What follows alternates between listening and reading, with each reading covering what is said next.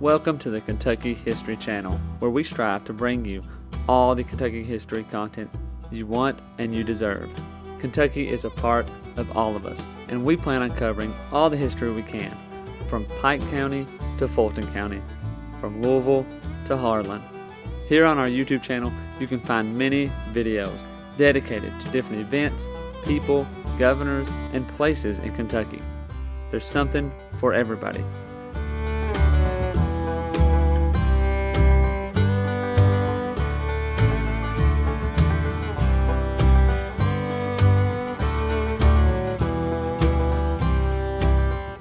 While you're here, if you like the channel, hit the subscribe button and the notification button so you get notified anytime new Kentucky history is available. And if you want to support the channel, we have a Patreon page as well, or patreon.com/KYHistoryPod. Welcome back to the Kentucky History Podcast. I'm your host, Jamison Cable, and we're going to welcome back Colton Simpson, and we're going to talk a little bit about Grant County's history during the Civil War. So, Civil War? Civil War. All right. So, is there a lot of, when you're talking to a lot of people, do they have a lot of concrete evidence of the Civil War in their county? Most have a good idea because a lot of people know pretty good idea of like who was majority, like what people supported more of. Yeah. A lot of, and of course, it's probably a little easier with the Union members, people who joined the Union versus the Confederate, just because of documentation and stuff.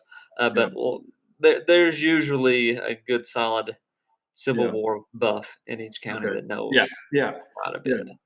Well, I don't know if it's because Grant County is so northern Kentucky that there wasn't a whole lot of, there was plenty of action that I've discovered, but it was just it was, and I don't know if it was not as much. So, but there's a lot of documentation of the things that happened, but there's not a lot of colorful detail. But I think I mentioned a gentleman by the name of William Conrad in the last episode we did. He was a preacher,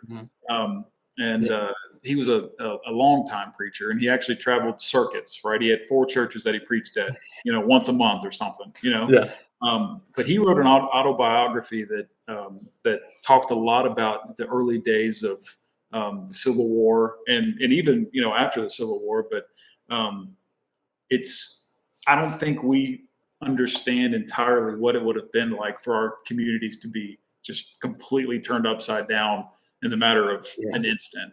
I mean, when COVID happened, things changed really quick, but people weren't trying to, get you to go fight somewhere. Right? Yeah. And to that point, and you're right, there may not have been, and with Grant County being farther north, might not have been as much going on, but you still had people, neighbors who, were either Confederate or Union, and they had to live beside each other. And it was you didn't really have a choice. Like they made you choose, and if you chose wrong, you were going to be in a lot of trouble, So I'll start with this line that he wrote in his autobiography, and it says, "On the 8th day of May, several brethren and myself met at the courthouse right there in Williamstown, and penned a letter to the legislature asking it to guard against the calamity of a war fought between brethren by letting Kentucky to keep being neutral and not aiding or abetting either side in any way." So they, he was like, I don't want any part of it, And I'm sure that was the case because, Kentucky it was split right in the middle, right? Yeah.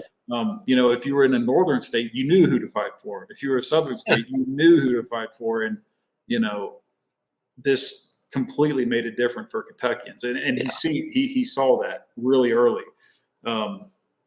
But, calling for neutrality was, of course, that would have been, I could see why definitely he could have done that. Right. But he talks and about that's Kentucky's stance, pretty much is neutrality. And it's funny, or the timing, May 8th, and then I think September 1st is when the Confederates, invade. And then that's kind of that kind of ends the neutrality. You know, Okay.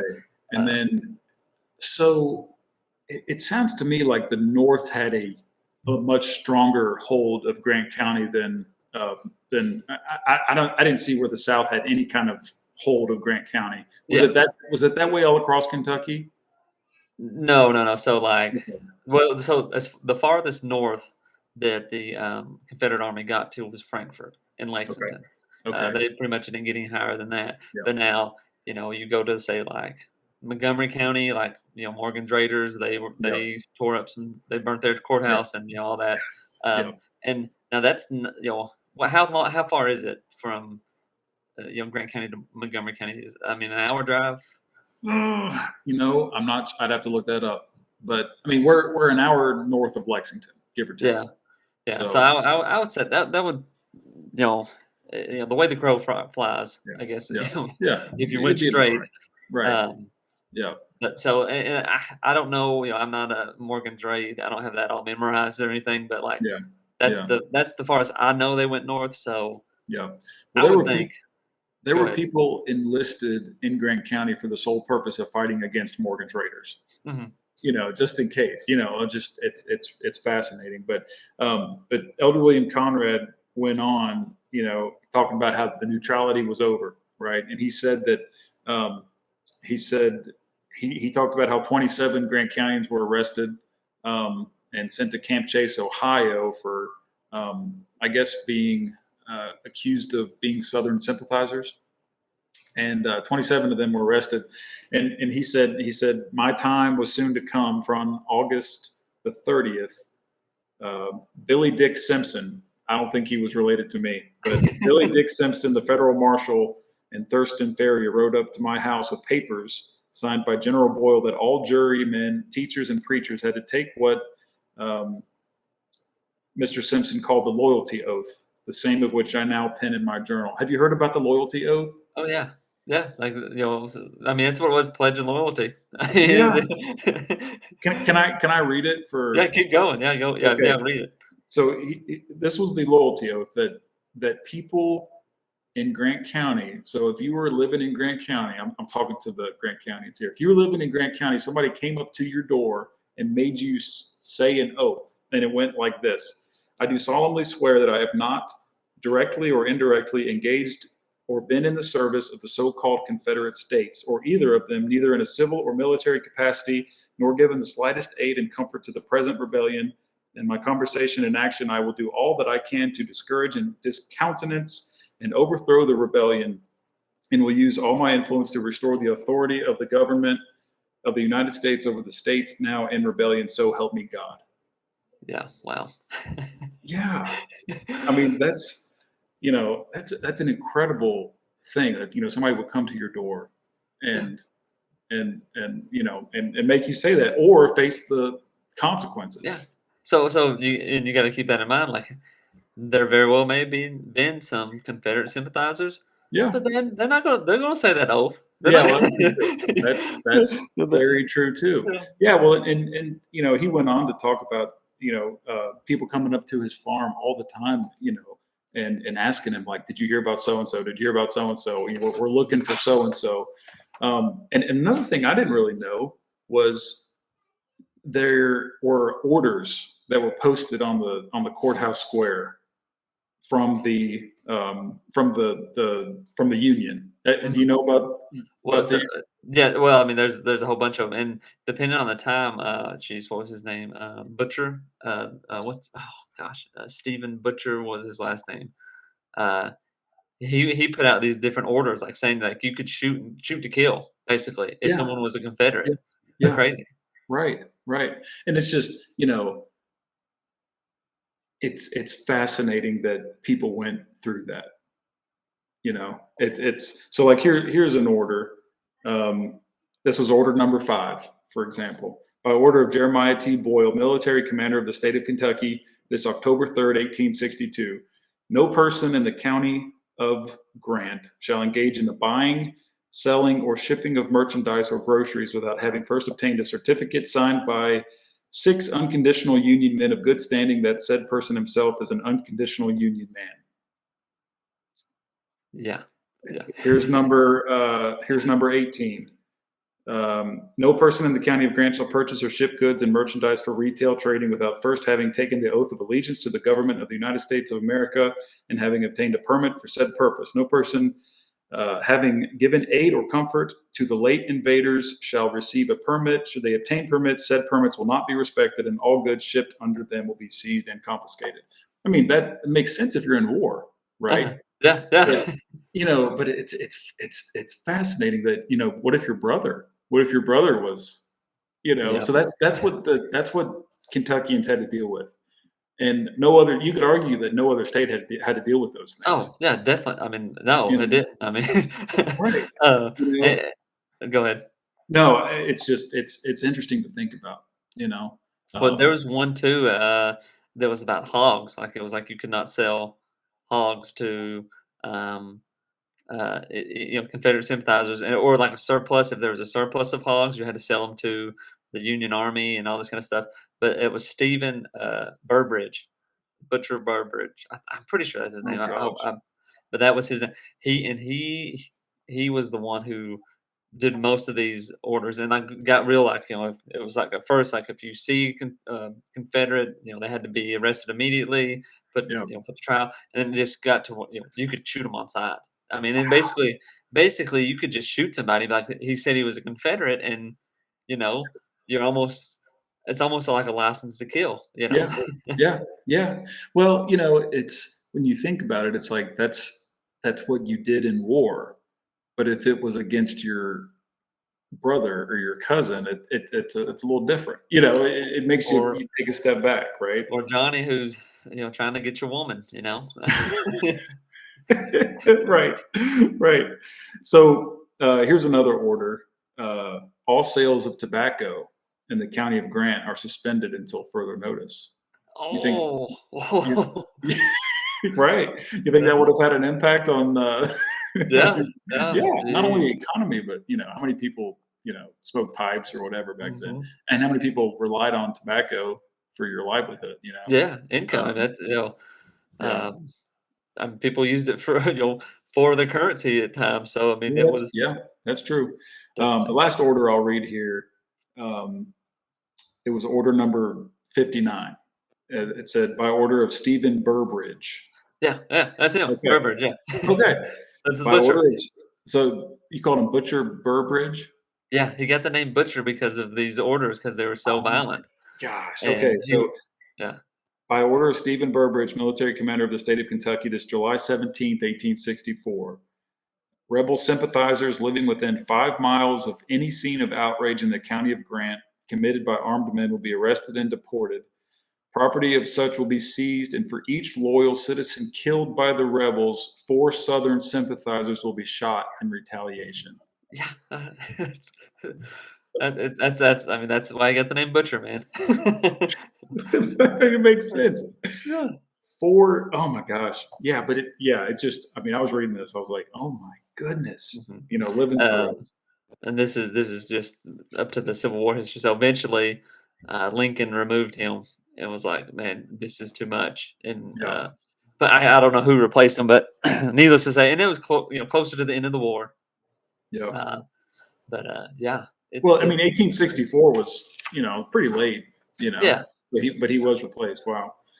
Um, so I'll say that Elder William Conrad got a knock on the door, and there was some soldiers that hadn't eaten anything in a very long time, and he said they looked really young. They looked like they couldn't be any more than 17 or 18 years old, and he fed them, and they went on their way. But a little while later, um, a couple months later, a couple weeks later, there was a knock on his door, and they said, your time has come. You're getting arrested. So he was arrested yeah, for feeding these people, and and he was a preacher at the time, right? He was a preacher. He was morally like conflicted, of course.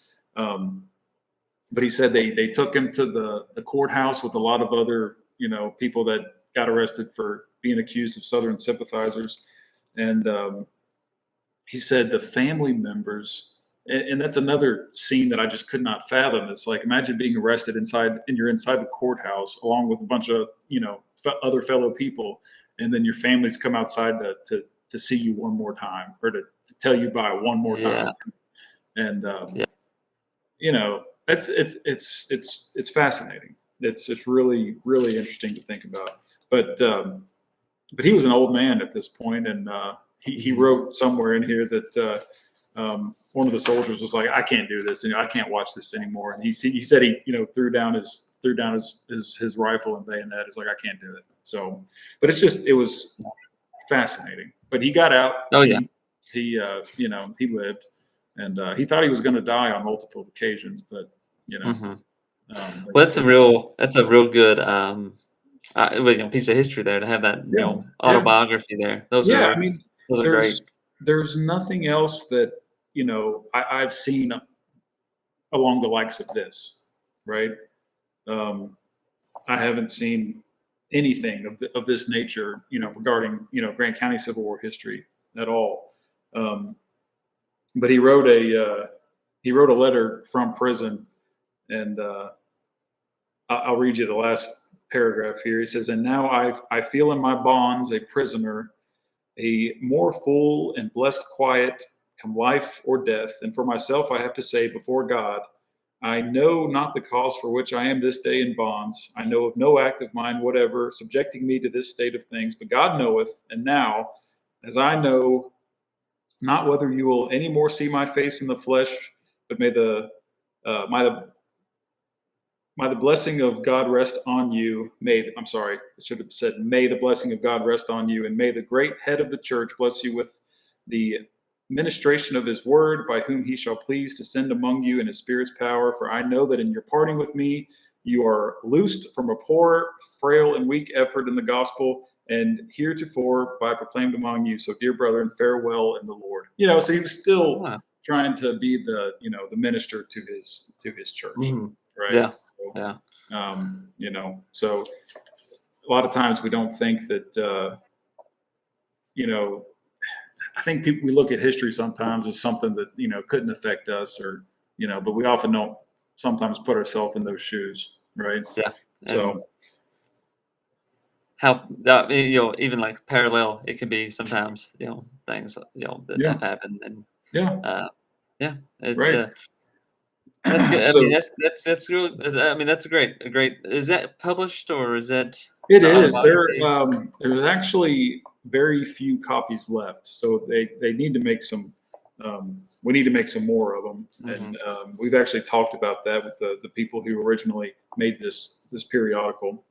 When I guess this autobiography, really, but there's so much Grant County history in it, and I just really like reading that firsthand account. Of somebody that was actually scared, that people were knocking on their door, and it to a certain point, a lot of people had to have assumed that their day was coming, that they were going to get arrested for something. Yeah. Right. Yeah. So it's kind of like have you ever read the Gulag Archipelago by Solzhenitsyn?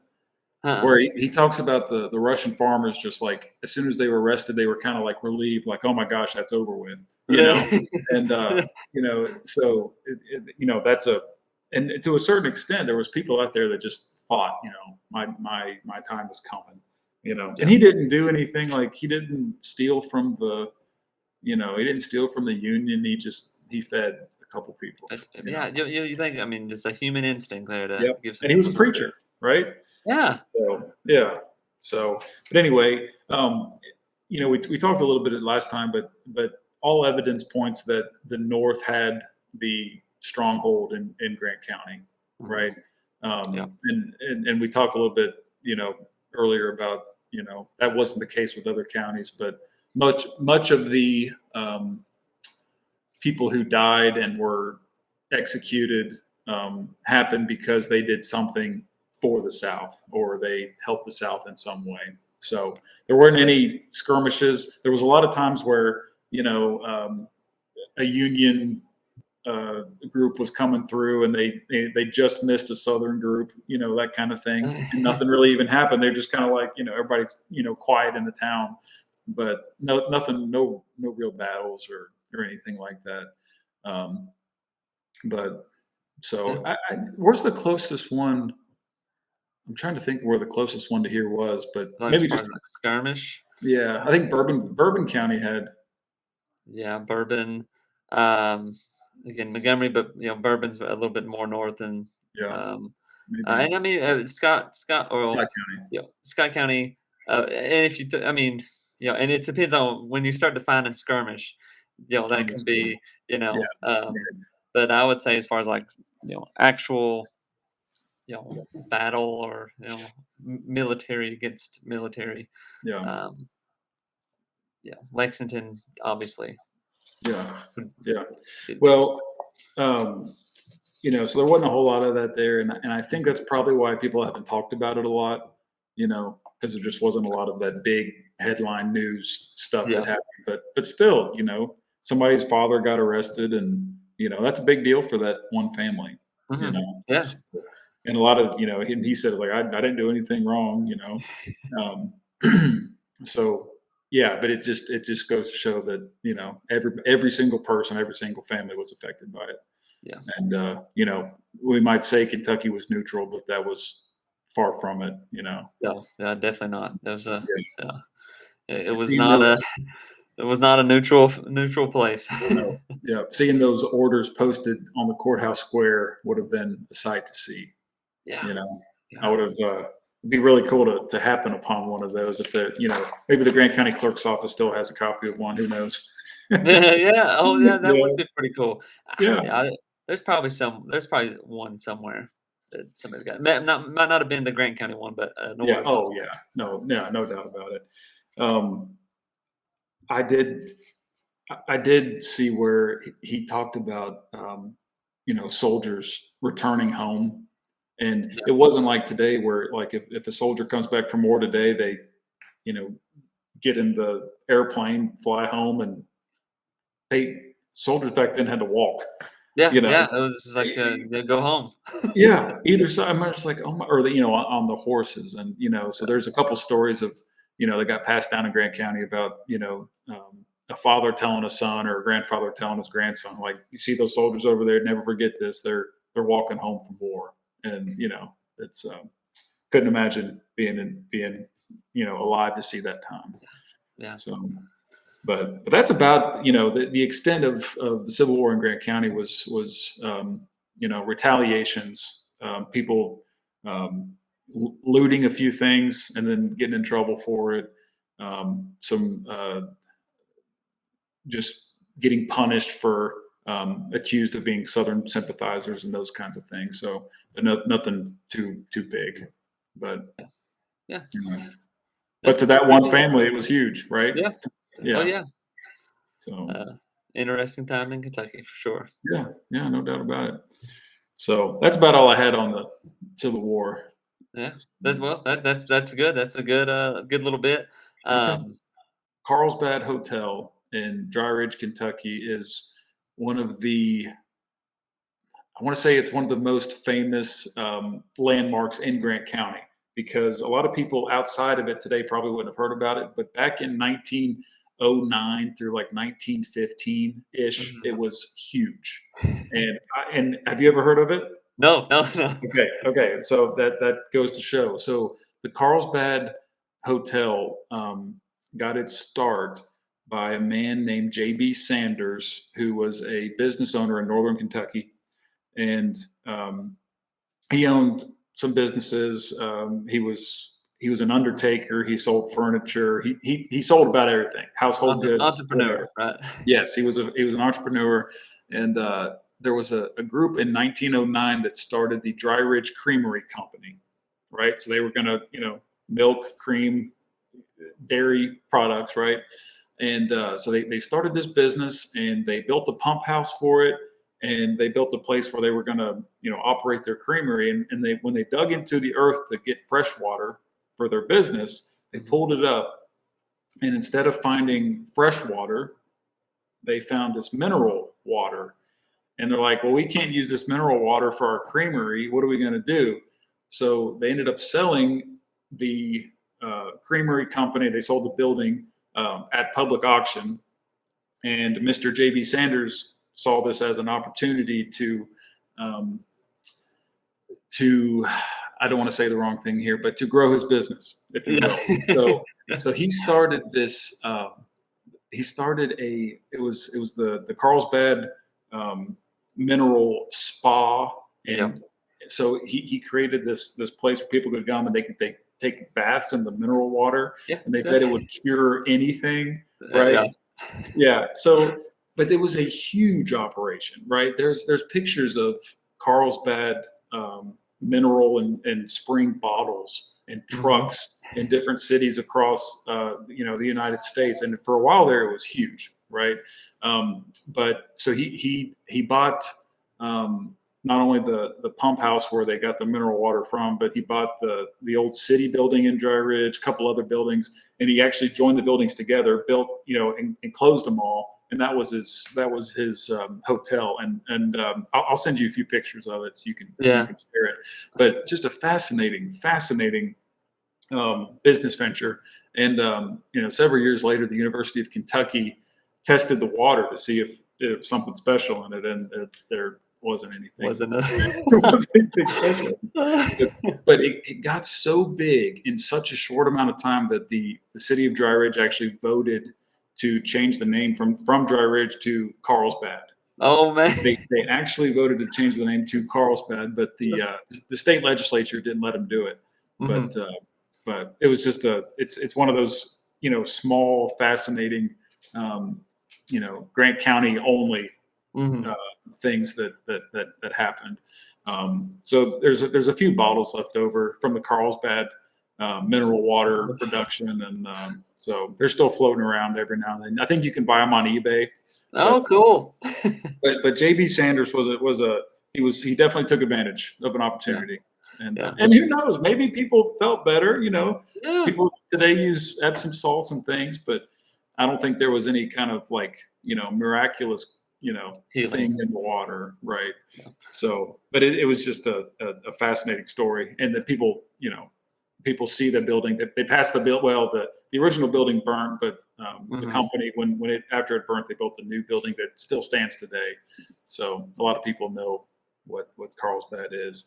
And so the other kind of short story I'll tell you that's well, hold on, I'll throw some springs, because the springs, you can just about find a Springs hotel of some sort just about in a lot of counties in Kentucky now. Not all of them, but That's here true. in Lincoln, there was the Crab Orchard Springs Hotel, which was and same thing. There's springs, sulfur, all these. You come bathe in these waters and you get healed. Bath County is named after all those springs. Are you kidding? And that they had in there, yeah. So wow, it was pretty common. So it wasn't just JB. It was all over the place. Yeah. Well, I've heard of those, but I read these advertisements that people were getting cured of all kinds of things, from this Carlsbad mineral water. And but yeah, that's fascinating. I didn't realize that Bath County was named after the springs there. Yeah. So wow, pretty cool. That is really neat. Wow. So moving on from the Carlsbad, you know who Caleb Powers is? Oh yeah. So can you tell me a little bit about who he is? So Caleb Powers, he was from Pineville. He was a rising political star in the early, or I should say late 1800s, early 1900s. He got to the point. I mean, I don't know how much of this you may spoil. No, I just know that you're going to tell the history better than I will. Just who he is, Yeah. So he rose up the ranks in the Republican Party in Kentucky. He got to the. I mean, then he was young. He was very young at this point. I can't think of his birthday right off. He has a biography out there if you want to read it. Very interesting read, especially when we get to the point here at the conclusion. But he got to become the Secretary of State of Kentucky under and then the William Goebel assassination and all that stuff happened, and he was accused of being, doing the assassination or at least collaborating and so forth because of the shot is said to have come from his office that killed Goebel. Yeah, So, I had forgot about people saying that the shot had actually come from his office. Oh my yeah. gosh, yeah, can you imagine? So, but he was tried as an accomplice, right? hmm Or Well, okay, and he was technically, I mean, I guess tried like three or four times, but I right, mean, through appeals and stuff. You right, know, right. So, but how did that end up? Was he ultimately guilty? I uh, mean, was he well, so he was found guilty at first, and then he okay? appealed, Yeah, um, and I'm pretty sure he was found guilty pretty much every time except for maybe the last time, but then he was pardoned by the governor, okay. He um, was and, pardoned by uh, the it wasn't Beckham, it was the one after Beckham, I can't think of it. okay. I mean, it was, that happened in 1900, and he wasn't pardoned until, like, 1908, something like that, Wow, so jeez, oh Pete. Well, one of his trials was made up of predominantly Grant County men, and I didn't oh, know. cool. I didn't know. I didn't know that either, but that's Okay, pretty cool. okay, yeah. So a lot of like actually, one of my great grandfathers was on that trial. Was on the jury. Oh, wow. Yeah, Oh, well, see, his name was Frank C. Was his name. He was a uh-huh. jury member, and but I couldn't imagine that either. You know, you being from Yeah. Grant County, or and then all of a sudden it's like, hey, we're trying this guy for either Mhm. being an accomplice or shooting the governor, Yeah. and he should be on the jury. I'm like, oh my gosh! But it was a majority of them were from Grant County, Mhm. so. But yeah, fascinating. And then even after he was found guilty of all that, he got elected to the U.S. House of Representatives. Yeah. Yeah, yeah, he got, I think he got elected to, Kentucky office as well, Okay. I mean, Yeah. Yeah. 18 or 1912-ish, something like that, like, he pretty Okay. much, he Wow. was reelected. Yeah. So Well, there was probably a lot of anti-Goebel people still out there. You think? yeah. The Well, the yeah, and, it was, I mean, you talk about, like, a terrible time in Kentucky politics, yeah. that would be it, Yeah. Yeah. 1900s, Oh, I 'cause couldn't. Yeah. I mean, there was headlines of Goebel's assassination in the Williamstown Courier. mhm, It was like, Goebel hanging on by a thread. You know, yeah, doctors say so it's just in a picture of him in 1900. I mean, it's really neat how those newspapers got his image out so fast and things like that. yeah. But yeah, I just thought that was another little tidbit That's pretty of cool. That's a pretty cool connection. I yeah, and we've talked about talked about Caleb Powers before, but I have a connection to that whole thing as well.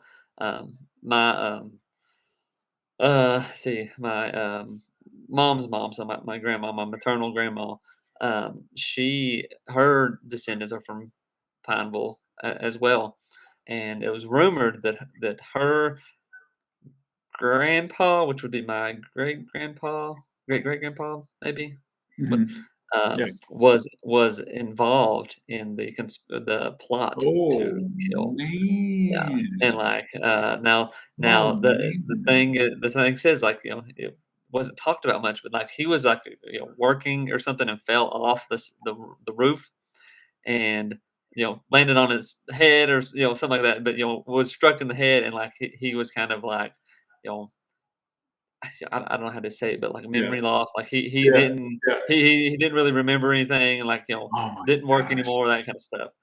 So, Right. never that was the family rumor or whatever, so, Oh my uh, gosh. It's yeah, that's and those are funny how those stories get passed down too. But yeah, man, yeah. wow. Yeah, and you're saying that on a podcast, man. Jeez. Said it multiple times, yeah. Yeah, right. No, that's cool, man. Yeah. Yeah, Wow. or Well, it's my own that's canon. Until somebody tells me it's not true, then yep, it's I really know. not That's gonna right. believe That's it. exactly right. Yeah, so what made you or do you teach history? Yeah, and, well, other writing and reading, but, Okay.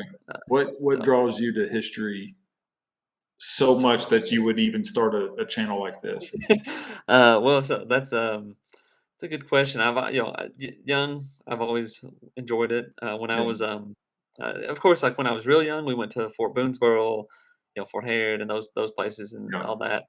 When I got more into high school and probably college, I was probably a bit more, U.S. world history, that kind of Yeah. Yeah. stuff. Yeah. Yeah. Um, but then when I started working at Crab Orchard Elementary, me and Mr. Pope, we would sit there and talk about Crab Orchard Springs Hotel and like just all this like history stuff. Yeah. And Yeah. and then like he retired, and then like a year later, I was like, hey man, you want to start a podcast and we could like at least get back together and stuff and talk about Yeah. all this stuff. And Yeah. yeah, And 5 years that. ago, and now. So is he affiliated today? No, not much. I Okay. mean, or like he's not been on an episode in a while, which I mean, Gotcha. he's in his older age, Oh, I got you. you know, I got and had other you. Yeah. responsibilities, Yeah. obviously. So, Well, it's so neat how you not only, it's not just like your county history or, yeah, but it's, you're putting in the time to talk about every county, mhm. and that's commendable, Yeah, because that's like, you know how many people in Grant County do you know you, besides me? um, uh, um, I get what was what's your other buddy's name? Cody. Oh, Cody Murphy, yeah. Shout Yeah, out to and well, and Cody Murphy. yeah, Yeah. and his brother is from Oh, there as well, Logan, yeah. right? Yep, yep, yep. That rounds it out to Love 3, it. man. Wow, man. Yeah. See, but you're investing your time into other communities' history, which Mhm. is cool. Yeah. Yeah. Well, So hopefully yeah. we'll get everybody's out there. Yeah, man. At least an episode from every county Do you would be have awesome. so do you have an episode for every county yet? No, no, Okay. I mean, I would say probably 25. Okay. That would be my guess, which that Yeah. ain't bad for 120, No, but, no. Yeah, when um you really think about how many counties there are. mhm. Right. It's just hard, the ones I'm close to, Rockcastle, Lincoln, Yep. Washington, Mercer, Yep. Boyle, those are easy to get. It's the Yep. ones that are farther away, which, I'm going to say that we have done a Hickman County, and a Trigg County. Those are western counties, Yeah. and with modern technology, it's easier to do. And Oh, for Pike sure. County, I've done Yeah. that one. Yeah. But it's finding those um, people who are available, who Yeah. know the stuff that can be difficult. So if you're out there and we've not covered your county, Yes. let us Yes. know. Reach out to Somebody. James. That old guy who is at the Dairy Queen or the McDonald's, and Yep. that's the guy we're looking for. Yep. Yep. Hey, that's where I hang out too. I think I get blizzards, isn't it? Yeah. No. Yeah, well, that's cool, man. I'm glad you're doing it. I mean, it's important. I mean, of course, we live, in the present, and we want success for the present, but a lot of that is, tied directly to the things that happened in the past. So it's really important. So Yeah. Well, thanks for coming on, man, and yeah, sharing some more Grant County history. yeah. Keep at it, and Yep. maybe another year go by, and you'll know more Grant County history. Yeah, I'll think of something. I'll reach out to you next year, I'm sure. But yeah, man, this has been a pleasure. It's been a good time to talk to you and talk about historical stuff, and wish you the best, and hope you get all 120 counties. All right. Well, we'll keep working on it, and everybody out there, thanks for listening, and we'll see you next time. Welcome to the Kentucky History Channel, where we strive to bring you all the Kentucky history content you want and you deserve. Kentucky is a part of all of us, and we plan on covering all the history we can, from Pike County to Fulton County, from Louisville to Harlan. Here on our YouTube channel, you can find many videos dedicated to different events, people, governors, and places in Kentucky. There's something for everybody.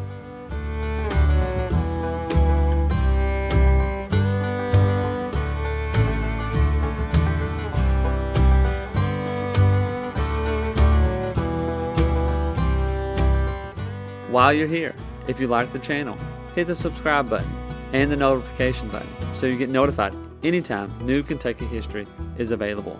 And if you want to support the channel, we have a Patreon page as well, or patreon.com/KYHistoryPod. You've probably heard about Daniel Boone, but what about the rest of the frontiersmen who came to Kentucky and settled? That's what we want to bring to the Kentucky History Channel. The stories of the untold, the stories of those forgotten. One thing to expect on our channel is great Kentucky content. Some stories that you've never heard of. The Night Riders, who began in western Kentucky. Bloody Monday, the riots in Louisville.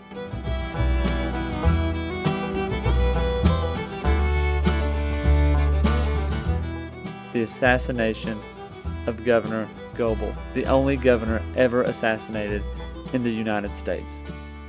Stories from all over Kentucky, stories that are unforgettable once you've heard them.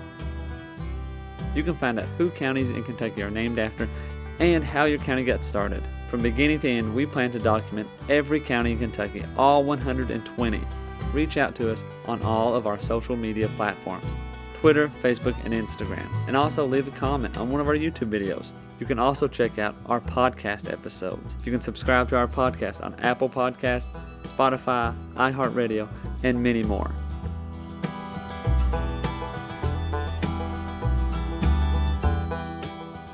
We're always seeking to find more Kentucky history so we can bring it to you, the viewers, the listeners. We want all the stories and all the events from Kentucky's great history to be told and shared everywhere.